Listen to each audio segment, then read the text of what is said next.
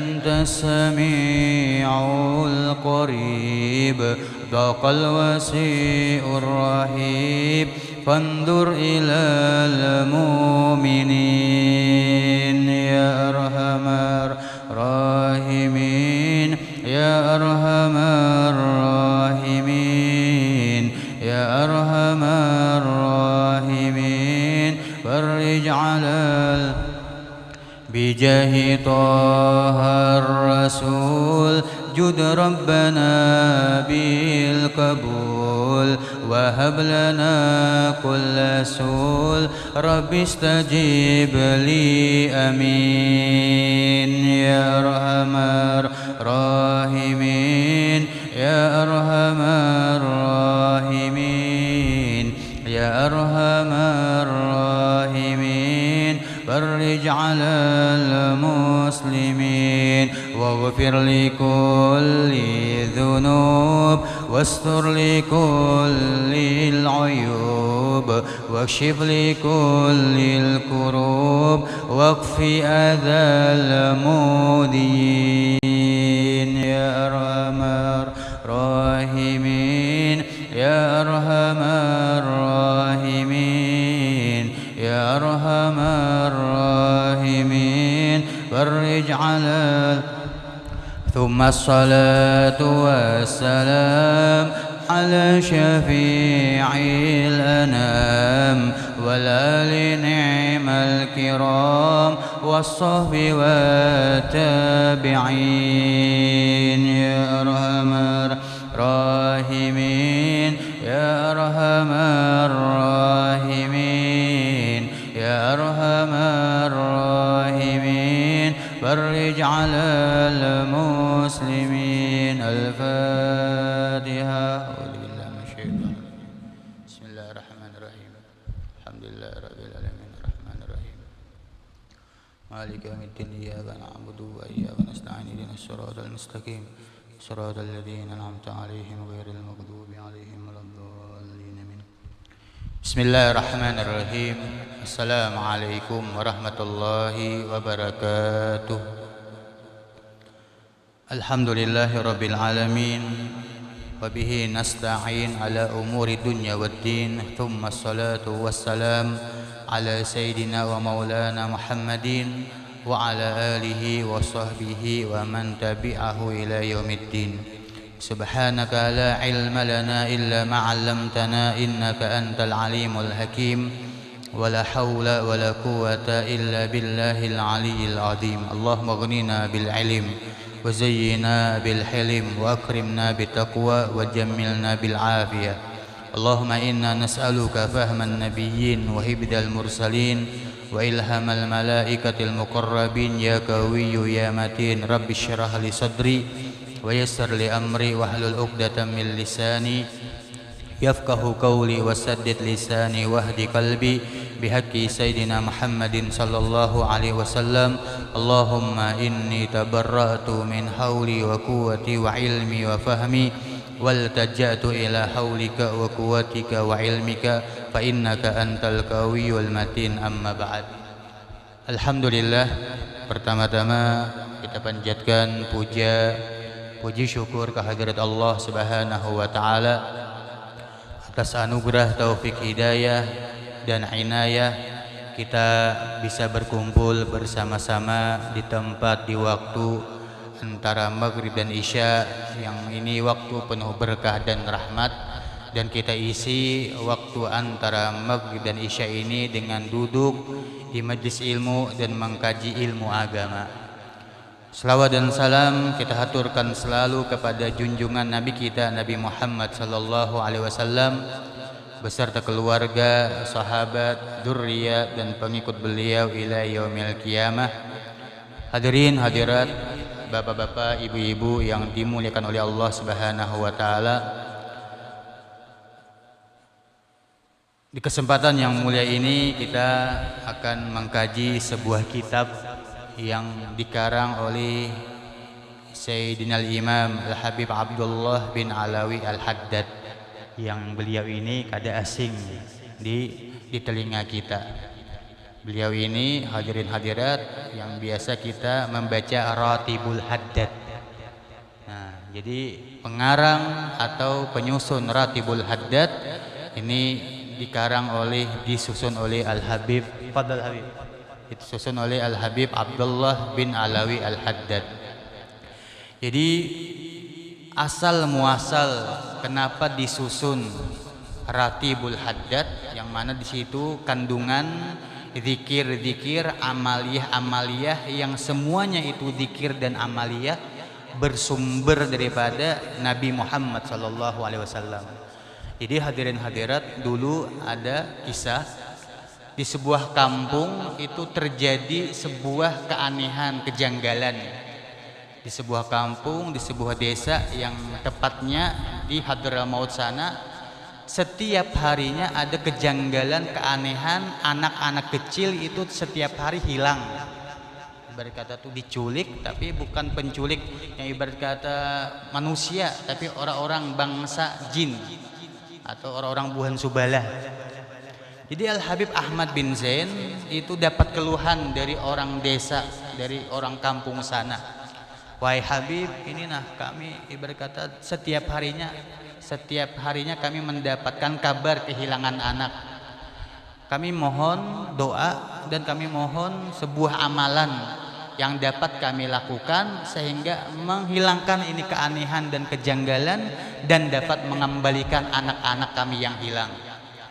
Maka langsung Al-Habib Ahmad bin Zain Al-Habsyi, dan pian-pian mungkin kenal kada asing nama Al-Habib Ahmad bin Zain Al-Habsyi ini juga pengarang kitab Ar-Risalatul Jami'ah, atau di kalangan santri atau di kalangan pondok pesantren dikenal pengarang kitab Syarah Ainiyah.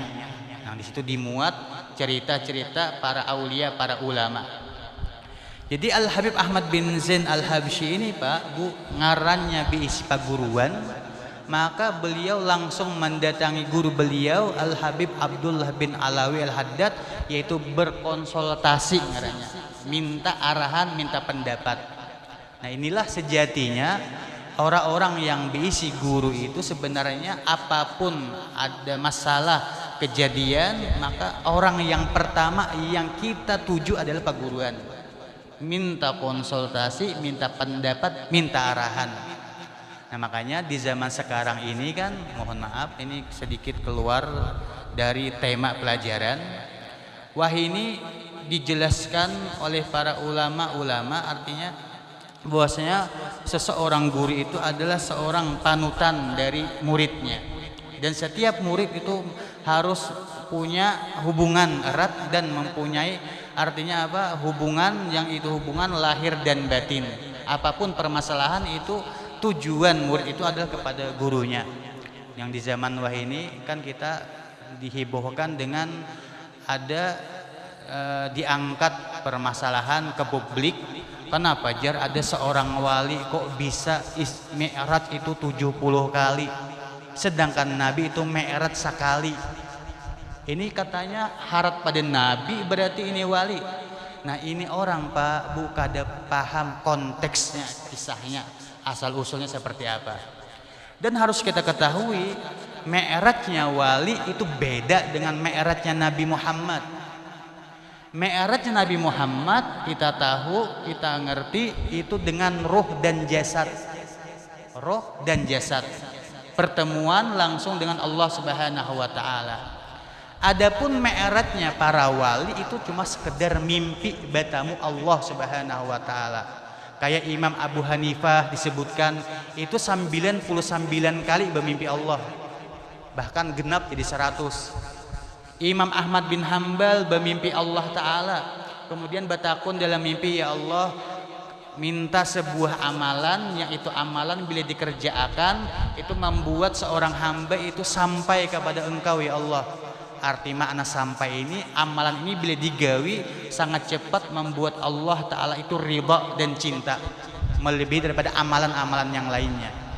Maka jar Allah Subhanahu wa taala, ya Ahmad, wahai Ahmad bin Hambal, amalan yang paling cepat mengantarkan seorang hamba kepada aku yaitu kalami, yaitu membaca kalamku kata Allah, yaitu baca Quran maksudnya. Imam Ahmad bin Hambal karena punya kepintaran, jenius beliau, batakun pulang, ya Allah, membaca kalam engkau tuh paham kada paham kah? Itu memang amalan yang sangat cepat mengantarkan seorang hamba kepada engkau. Maka jar Allah Ta'ala, wahai Ahmad, paham kada paham, membaca Quran itu adalah amalan yang paling cepat mengantarkan seorang hamba kepada aku kata Allah. Ini dalam mimpi. Nah, jadi artinya mi'rajnya para wali itu adalah sebuah mimpi. Ini diangkat ke publik, artinya kenapa aja Nabi sekali aja Isra Mi'raj, sedangkan wali kok beberapa kali. Ini orang kada paham konteks. Nabi Muhammad mi'rajnya dengan roh dan jasad, para wali itu dengan roh aja berupa mimpi. Kada jadi masalah. Sesuatu yang berlaku pada Nabi itu boleh-boleh saja berlaku dengan para wali. Nah, kemudian yang kada paham lagi Pak, konteksnya ada seorang wali, ibarat kata mereka itu mi'raj atau bermimpi Allah Subhanahu wa taala, dan mereka itu mengemukakan artinya cerita atau pengalaman mereka itu kepada guru mereka. Dan itu wajar, artinya siapa aja, artinya bila ada hal yang ganjil, aneh, itu pasti langsung berkonsultasi dengan paguruan. Dan itu sifatnya dahulu privasi ngaran antara murid dan guru itu privasi. Tapi ngarannya sudah zaman berjalan, zaman berkembang, kemudian kitab itu ada, kemudian dicetak, kemudian dimuat itu kisah, diangkatlah ke publis yang jadi camuh jadinya. Padahal itu antara mereka dengan guru mereka, kisahnya itu privasi aja artinya. Nah, jadi karena diangkat di publis, nah sehingga artinya itulah yang maulah janggal, membuat rusuh, dan artinya macam-macam artinya pendapat dan lain-lainnya. Nah, makanya ilmu ini Pak sebenarnya ada ilmu memang yang ibarat kata secara umum disampaikan, ada ilmu yang ibarat kata secara pribadi, dan ada ilmu yang kada boleh disampaikan. Makanya Nabi Muhammad itu seringkali bila sudah takumpulan para sahabat, jadi jar Nabi Muhammad kepada para sahabat, afikum gharib, apakah di antara kalian ada orang yang asing? Maka jar para sahabat, wahai Nabi, kada denang asing. Ini orang-orang sahabat-sahabat yang artinya yang pemuka-pemuka sahabat berataan, pembesar-pembesar para sahabat. Maka jar Nabi, kalau demikian gaffilil bab, tutup lawang. Nah, ketika ditutup lawang, Nabi Muhammad itu artinya zikir khusus dan ada materi yang disampaikan secara khusus yang kada kau dipublikasi. Nah, jadi artinya ilmu ini artinya ilmu yang memang artinya secara umum memang ada harus disampaikan, berupa hukum, berupa syariat. Ada juga ilmu-ilmu yang memang artinya yang privasi, dan privasi ini bila diangkat di publik kacau. Nah, jadi artinya jadi masalah. Jadi hadirin hadirat, artinya Al Habib Abdullah bin Alwi Haddad ini aja kita, beliau artinya guru daripada Al Habib Ahmad bin Zain Al Habsyi. Nah, kembali kepada kisah, artinya jar Habib Ahmad bin Zain, wahai guru, wahai Habib Abdullah Al Haddad, ini nah kampung itu nah artinya banyak kejanggalan, keanehan. Tiap harinya ada anak-anak hilang, dan mereka minta amalan, minta zikir yang menghilangkan itu gangguan, kejanggalan, dan mengembalikan anak-anak mereka. Maka disusunlah dengan cepat sebuah amaliyah, maka yang disebut dengan Ratibul Haddad ngarannya.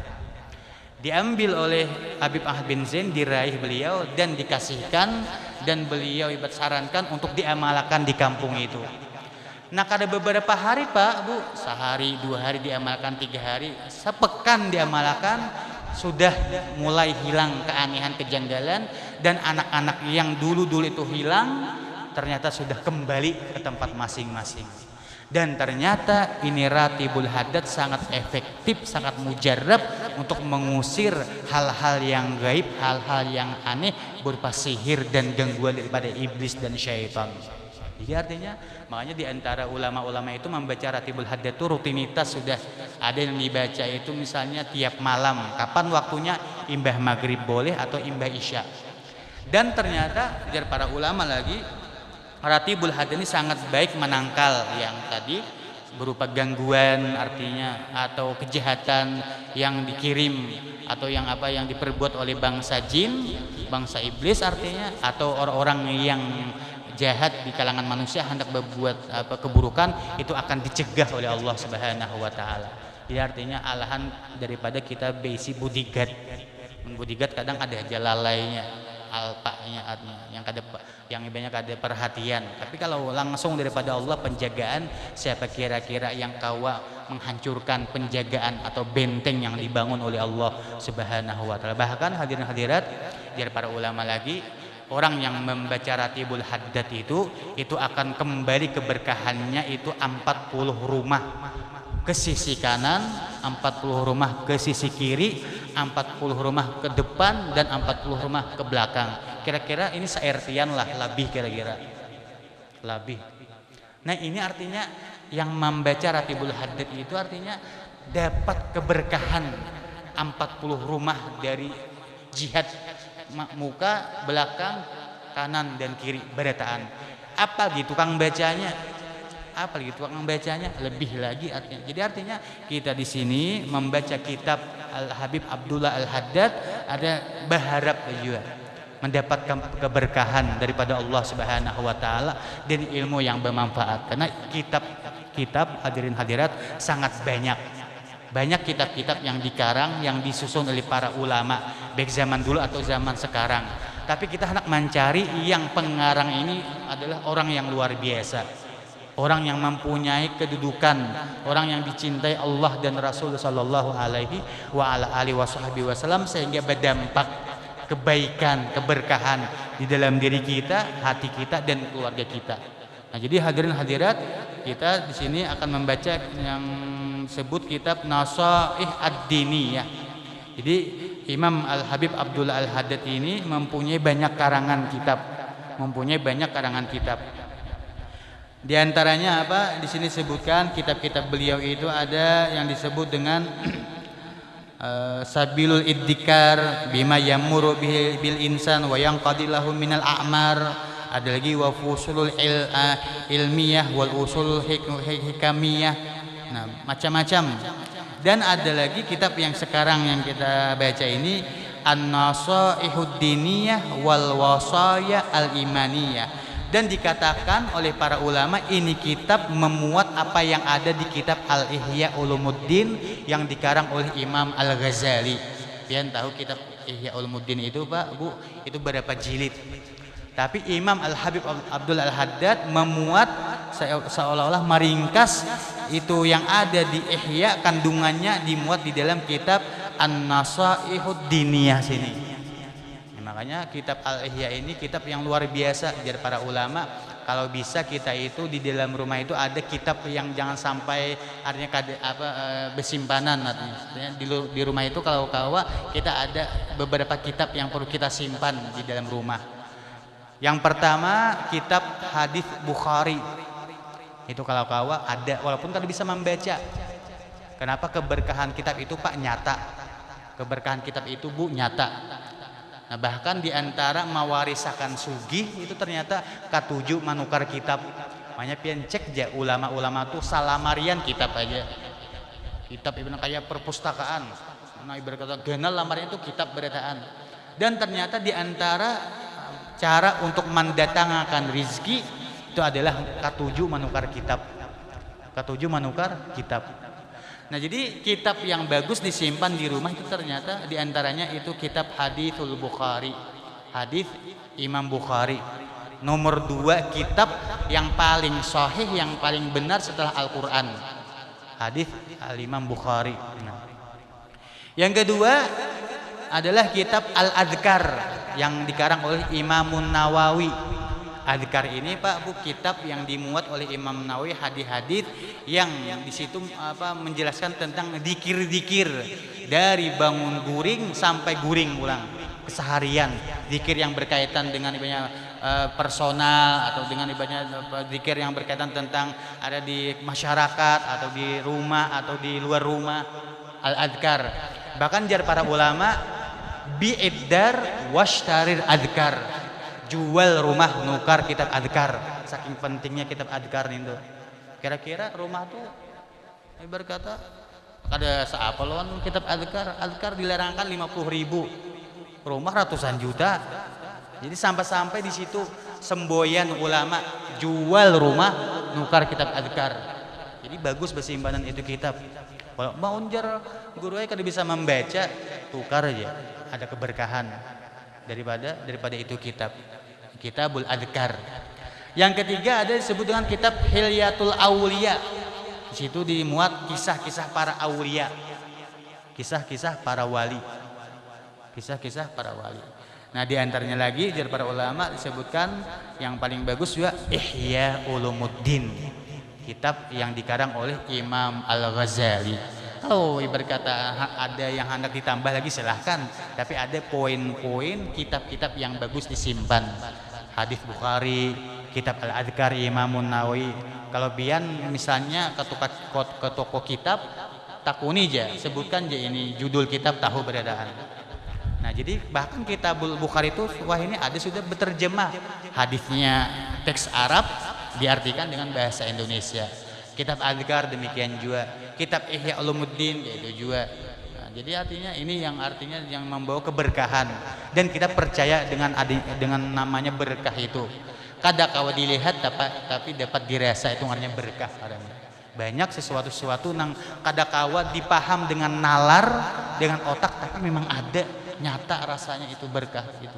Nah, jadi hadirin hadirat yang dimuliakan oleh Allah Subhanahu wa taala, jadi insyaallah kita akan mengkaji sebuah kitab yang berjudul An-Nasaihud Diniyah wal Wasaya Al-Imaniyah yang dikarang oleh Al-Imam Al-Habib Abdullah bin Alawi Al-Haddad. Yang ini kitab Nasaih Ad-Diniyah dikatakan oleh para ulama itu memuat kandungan apa-apa yang ada di kitab Ihya Ulumuddin yang dikarang oleh Al-Imamul Ghazali. Jadi Imam Ghazali ini ditanya orang, artinya ditanya tentang Imam Ghazali. Jadi orang bertanya lawan Habib Abdullah Haddad, wahai Habib Abdullah Haddad, apa tanggapan pian tentang Imam Ghazali ini? Siapa beliau? Seperti apa sosoknya? Maka dijawab oleh Imam Al-Habib Abdullah Al-Haddad, Imam Ghazali Abu Sadah, bapaknya para sadah. Bapaknya artinya pimpinan para habaib, para sadah-sadah Ba'alawi. Kenapa? Karena rata-rata para habaib sadah Ba'alawi itu sangat cinta dengan kitab Imam Ghazali rata-rata. Dan ketujuh membaca, dan kitab Imam Ghazali ini memang sudah artinya dikenal sangat cocok pas buat kalangan yang tinggi atau kalangan bawah. Orang alim cocok membaca kitab Imam Ghazali. Orang yang standar, orang sedang cocok juga. Orang nang awam kada tahu napa-napa cocok juga membaca kitab Al-Imamul Ghazali karena keberkahannya tadi di dalam itu kitab tadi. Jadi Abu Sadah. Nah, jadi ayahnya daripada Sadah-Sadah. Nah, kemudian adapun Al-Habib Abdullah Haddad itu beliau diwafatkan oleh Allah Subhanahu wa taala Lailatul Tsulatsa, malam Selasa di hari ke-7 daripada Dzulqa'dah. Jadi subhanallah kita ini setidaknya bertepatan dimulai Dzulqa'dah, artinya dengan ini kajian ini kitab. Nah, bi taufikillah, ini semua dengan taufiknya Allah Subhanahu wa taala terjadi. Pada tahun 1132 Hijriyah dan dimakamkan, dikebumikan di Makbarah Zambal di Tarim. Bahkan dimuat di sebuah kitab yang menjelaskan tentang manaqib Al-Habib Abdullah Haddad itu ketika proses pemakaman Al-Habib Abdullah Haddad, ketika jenazah beliau dimandikan, memang ada kamarnya, ada tempat pemandian. Itu ujar satu tetes pun banyu itu kada ada yang gugur ke lantai, asing-asingnya mananai. Satu tetes pun banyu itu kada ada gugur ke lantai, asing-asing mananai. Wadah artinya daripada air yang membasuh, yang memandikan jenazah Al-Habib Abdullah bin Alawi Al-Haddad. Nah, jadi kita kada kawa mendustakan, kada kawa dipungkiri memang kemuliaan Al-Habib Abdullah Al-Haddad. Kitab beliau tersebar di mana-mana, diterjemahkan dengan bahasa Inggris, bahasa Peransi, bahasa India, bahasa Indonesia, bahasa Malaysia. Ini bukti nyata kitab beliau itu sangat bermanfaat, dan bukti nyata beliau adalah orang yang memang dicintai oleh Allah Subhanahu wa taala, diberikan kabul, diterima beliau itu, diterima kita beliau itu oleh semua kalangan, cocok pada semua kalangan tadi. Nah, kemudian kita mulai, ini belum apaan lagi, belum membaca mukadimah, sudah nang parak setengah jam sudah. Nah. Bismillahirrahmanirrahim. Kata Imam Al-Habib Abdul Haddad, wala haula wala quwata illa billahil aliyil azim. Subhanaka la ilma lana illa ma 'allamtana innaka antal alimul hakim. Jadi beliau artinya memulai dengan pengakuan diri bahwasanya maha suci Allah. Tidak ada ilmu bagi kami melainkan ilmu yang diajarkan Allah. Sesungguhnya Allah zat yang maha tahu dan maha bijaksana. Dan ini doanya malaikat. Jadi sebenarnya hadirin hadirat kita itu perlu pengakuan. Bila kita mengaku pada titik kerendahan kita, maka di situ Allah akan memunculkan, melahirkan kekuatan. Kita tuh mengakui, ya Allah ini banyak lama, ya Allah ini banyak kada kuat, ya Allah ini banyak orang yang hina. Ketika ada orang yang mengaku diri lemah, mengaku diri hina, mengaku diri pendosa, saat itu akan Allah lahirkan sebuah keajaiban di dalam dirinya. Makanya artinya kalau orang-orang mengaku, orang-orang yang banyak bakaku itu awal daripada kehancuran sudah. Bila sudah banyak ada sifat egois katanya, aku itu awal kehancuran. Tapi bila disandarakan semuanya dari Allah, kepada Allah, kekuatan Allah, bantuan Allah, taufik Allah, itu akan berkesinambungan, akan terus berjalan semua yang inya lakukan, yang semua inya capai tadi. Alhamdulillahirabbil alamin alladzi ja'ala da'wata ilal huda wad dilalah 'alal khair wan nasihah lil muslimin min afdalil qurubat. Segala puji bagi Allah, lillah, milik Allah, Rabbil alamin, Tuhan semesta alam. Memang pada sejatinya pujian itu adalah milik Allah.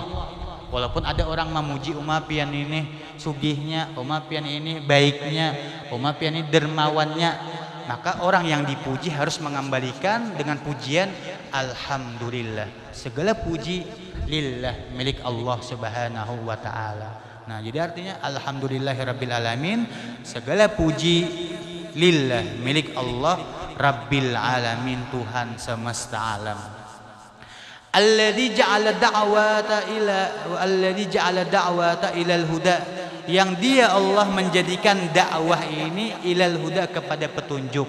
Nah, jadi hadirin hadirat, secara kada langsung Imam Haddad memberikan artinya gambaran bahwasanya dakwah ini sebenarnya itu adalah mengarahkan kepada petunjuk Allah.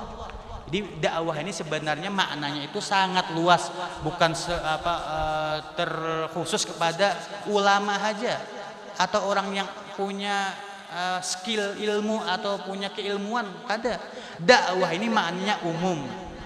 Maknanya sangat umum.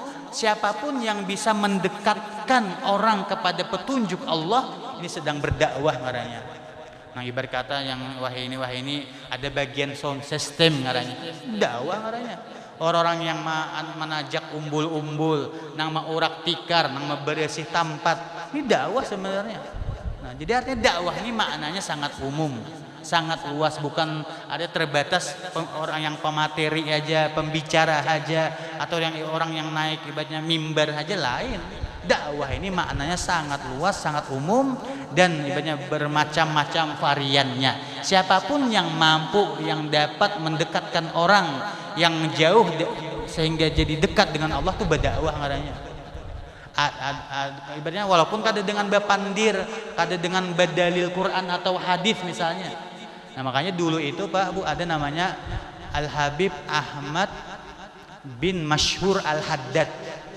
Itu beliau saat itu hijrah ke Afrika sana. Beliau ini telah mampu mengislamkan kurang lebih 1000 orang kafir di tangan beliau masuk Islam. Apakah beliau itu penceramah atau penkhutbah atau ahli ilmu berbicara? Kada. Sidini berjualan kurang lebih kayak pancarikinan. Jadi bila ada orang nukar kopi, sidin hadiahi gula. Bila ada orang nukar teh, sidin hadiahi gula. Jadi orang-orang kafir itu bingung, "Ai Pak, ini pian berjualan kenapakah? Bila kami nukar teh, bila kami nukar kopi, pian kasih gula, apa kisahnya?" Maka jar Habib Ahmad dulu, "Amun maulah kopi atau teh kada bagula hambar. Kopi kada bagula pahit." Ai batu pang.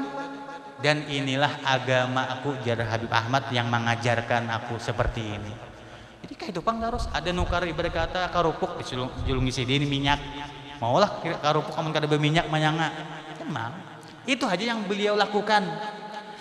Suatu saat orang semakin penasaran, napa garang agama Habib Ahmad nih? Napa garang nih banyak rahasia agama sidin? Pada lawas sidin ungkai agamaku Islam. Nah, tertarik orang sehingga kurang lebih ribuan manusia saat itu masuk Islam di tangan Habib Ahmad bin Masyur Al-Haddad. Kada bicara mah ibadahnya khutbah atau ibadahnya dai keliling atau ibadahnya kemana-mana lain, cuma dengan berjualan artinya, tapi mendekatkan orang, mengenalkan orang kepada petunjuk Allah Subhanahu wa taala. Jadi artinya dakwah ini macam-macam, siapapun artinya bisa berdakwah, bisa dengan kamera, bisa dengan ibadahnya share, ibadahnya video, atau ibadahnya mengajak orang belajaran dan lain sebagainya. Dan dakwah ini sebenarnya tujuannya menunjukkan kepada petunjuk Allah. Makanya orang yang paham definisi dakwah, la yahummu man akbala au man adbara. Orang yang paham definisi dakwah tuh kada penting orang nang datang kah atau orang berpaling kah, kada penting buat inya. Orang nang banyak kah orang sedikit kada penting buat inya. Karena dakwah makna sejatinya memberikan jalan, memberikan cara biar orang itu bisa mengenal Allah, dekat dengan Allah Subhanahu wa taala. Jadi artinya dakwah ini maknanya sangat luas. Amun dakwah artinya mau mengajak kepada kelompok, kepada partai, kepada komunitas, kepada pribadi, lain dakwah artinya. Ini artinya ada sesuatu yang lain. Dakwah ini maknanya apapun, artinya sesuatu yang kalau kita lakukan semata-mata tujuan ilal huda, kepada petunjuk Allah Subhanahu wa taala. Dalam Al-Qur'an dijelaskan, innaka latahdi man ahbabta, kata Allah. Wahai Nabi Muhammad, engkau kali bisa memberikan petunjuk kepada orang yang engkau cintai. Walakinnallah yahdi may yasha. Tapi Allah yang memberikan petunjuk kepada orang yang ia kehendaki. Jadi artinya siapa yang ibarat kata menerima dakwah, artinya mengabulkan dakwah, ajakan, nah inilah orang-orang yang memang dikehendaki Allah Subhanahu wa taala. Kita tuh kada ada kekuasaan di luar tangan kita. Orang yang berkata orang menerima, orang menolak itu lain kita sudah. Itu urusan Allah Subhanahu wa taala. Orang mendangari, orang kada itu lain kekuasaan kita sudah. Di jalur jauh daripada di tangan kita. Nah, kita tugasnya melakukan, memberikan sebab, diterima atau kada, didangari atau kada, selesai. Dakwah ngarannya, dakwah ilal huda, mengajak kepada ilal huda, kepada petunjuk. Jadi alhamdulillahirabbil alamin, segala puji bagi Allah Rabbil alamin, Tuhan semesta alam yang menjadikan dakwah itu ilal huda, kepada petunjuk Allah Subhanahu, kepada petunjuk. Wadilalah alal khair, dan menjadikan petunjuk itu alal khair, atas kebaikan. Wan nasihah lil muslimin, dan nasihat kepada orang-orang muslimin, orang-orang yang beriman. Makna nasihat ini hadirin hadirat, iradatul khair lil ghair, itu makna nasihat. Apabila orang tuh berkeinginan kebaikan kepada orang lain, tuh maknanya nasihat sudah. Walaupun kada usah dinasihati, kamu kamu jangan lakukan inilah, itu memang nasihat. Tapi secara umum apabila dalam hati kita berkeinginan orang tuh malah melakukan kebaikan, berkeinginan orang itu dapat kebaikan, itu nasihat sudah. Nah, min afdalil qurubat, semuanya itu dakwah kepada petunjuk, menunjukkan atas kebaikan, nasihat, menginginkan kebaikan kepada orang-orang yang beriman. Itu semua min afdalil qurubat, kata Imam Haddad, termasuk sepaling afdal, sepaling istimewa ibadah-ibadah. Jadi ibadah yang paling istimewa itu diantaranya adalah dakwah kepada petunjuk Allah. Ibadah yang paling istimewa adalah menunjukkan kepada kebaikan. Ibadah yang paling istimewa menginginkan kebaikan kepada orang yang beriman. melihat orang pindah baitnya pindah belum ada payuan lagi dagangan, ada keinginan hati dan payunya itu tuh ibadah dagangan, nasihat sebenarnya, berkeinginan baik kepada orang yang beriman, nasihat. Melihat ada orang marah sebenarnya berkata pacah ban atau ibadah orang di kalapan di pinggir jalan, makanya di antara amalan yang bahari-bahari orang itu ibarat kata duduk di pinggir rumah atau di muka rumah, maksudnya di pinggir jalan semata-mata hendak mendoakan orang yang liwat aja. Melihat ada orang yang pindah lapah dan berajagian, menginginkan kebaikan. Melihat pindah orang yang pindah masih banyak dagangan dan payuan. Nah, jadi nasihat kepada orang yang beriman, berkeinginan baik kepada orang yang beriman, ini adalah min afdalil qurubat, termasuk sepaling istimewa, paling afdal ibadah-ibadah. Makanya artinya dakwah, artinya menunjukkan kepada kebaikan, nasihat kepada orang yang beriman, kadang mesti harus punya skill, kadang mesti. Artinya ini berkaitan tentang kemauan. Siapa yang mau, maka ini melakukan afdalil qurubat, sepaling afdal ibadah yang Allah sediakan untuk orang yang tadi. Wa arfa'ud darajat, dan sepaling tinggi derajat, yang paling mencepatkan naik derajat, naik pangkat, itu adalah yang 3 macam tadi. Dakwah kepada petunjuk Allah, menunjukkan atas kebaikan, dan nasihat kepada orang yang beriman. Nah, wa ahammil muhimmat, dan sepaling penting perkara-perkara fiddin ada pada agama. Nah, kemudian nanti kita sambung wa dzalika sabilu anbiya'illah al-mursalin. Ini semua adalah jalan yang ditempuh para nabi-nabi utusan Allah Subhanahu wa taala. Makanya hadirin hadirat, secara garis besarnya orang yang melanjutkan visi dan misi nabi ini adalah orang yang dipilih oleh Allah.